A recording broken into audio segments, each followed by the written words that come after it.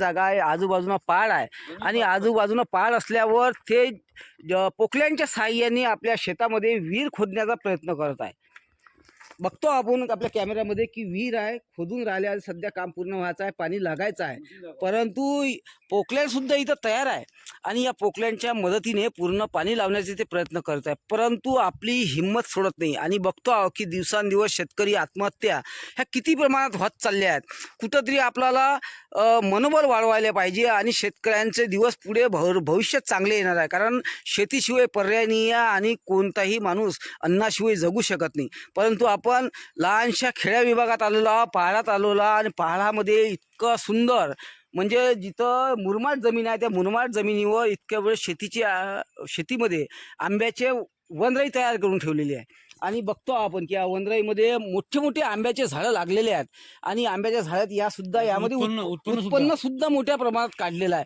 कुठंतरी नैसर्गिक आपण शेती करत राहतो आणि त्या शेतीच्या माध्यमातून पण कुठंतरी दुसरेही पर्याय शेतीमध्ये आपण फळभाजी हे ते काही लावून आपल्याला पर्याय करू शकतो. कारण इथं जे आपण हंगामी पीक लावतो पराठी वगैरे, पण त्यामध्ये ते उत्पन्न इथं होत नाही. त्यामुळे ते कुठंतरी भाजीपाला किंवा असे झाडं वनराई ते तयार करून आता आपण बघतो की इथं पाण्याची व्यवस्था नसतानाही सुद्धा यांनी मेहनतीने इतके मोठे मोठे झाडं उभे केलेले आहेत आणि त्याचं उत्पन्न सुद्धा काढल्यात मोठ्या प्रमाणात. आणि जे आंबे आहेत ते आलेले आंबे मार्केटमध्ये विकले सुद्धा आणि आता प्रथमच ते आपल्या शेतामध्ये ते इथं विहीर खोदायला सुरुवात केली आहे. आपण त्यांच्याशी बातचीत करणार आहे.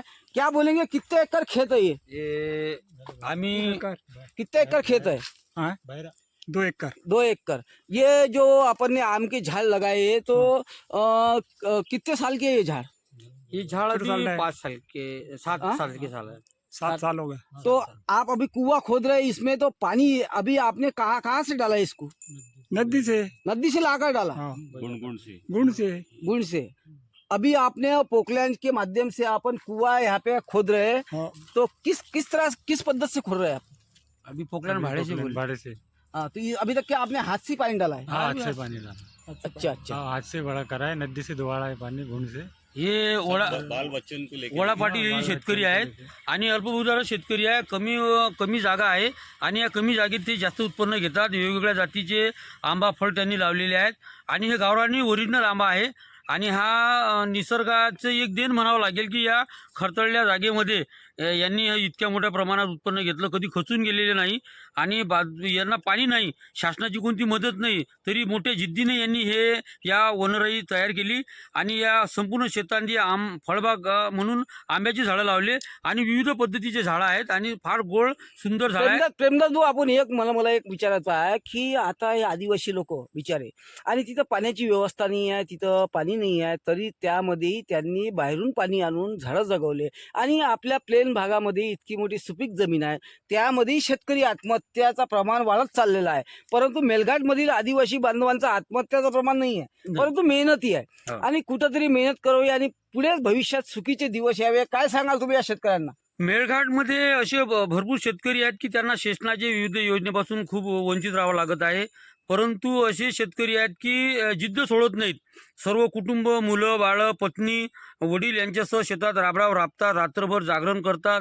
वन्य प्राण्याचा खूप मोठा त्रास आहे आणि असं असूनही सर्व दुःख सहन करूनही मनात ते रडत असतात आणि इतक्या जिद्दीनं अशा खरतळल्या जागेत ते उत्पन्न घेतात आणि शासनाने खरोखर त्यांना मदत करायला पाहिजे असं माझं वैयक्तिक मत आहे.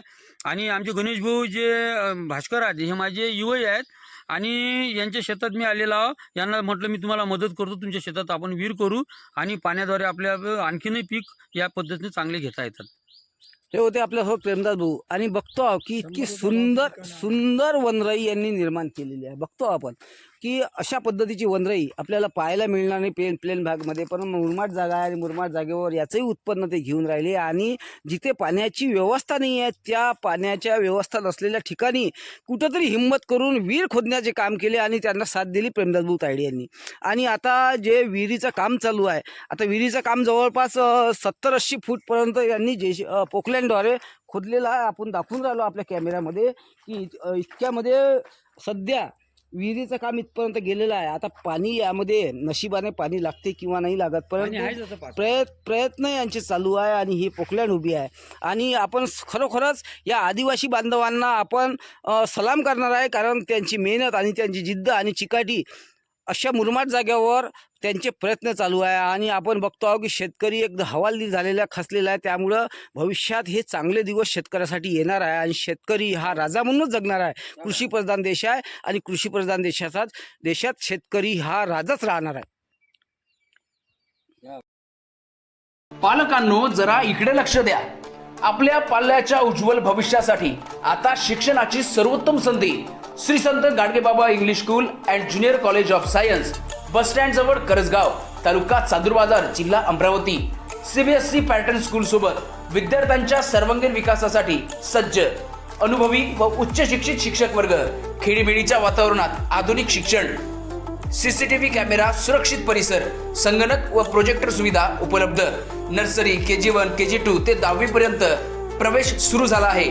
तसेच 11वी, 12वी सायन्स प्रवेश प्रक्रिया सुद्धा सुरू झाली आहे. इंजिनिअरिंग आणि मेडिकल विद्यार्थ्यांसाठी खास EMET सेट पूर्व परीक्षा तयारीची विशेष सुविधा या ठिकाणी उपलब्ध आहे. तसेच सर्व विद्यार्थ्यांसाठी स्कॉलरशिप सुविधा देखील उपलब्ध आहे. तर आजच आपल्या पाल्याचा प्रवेश निश्चित करा. अधिक माहितीसाठी संपर्क करा विकास काडलकर सर. संपर्क क्रमांक 8793538820 वर आणि आपल्या पाल्याचा प्रवेश निश्चित करा.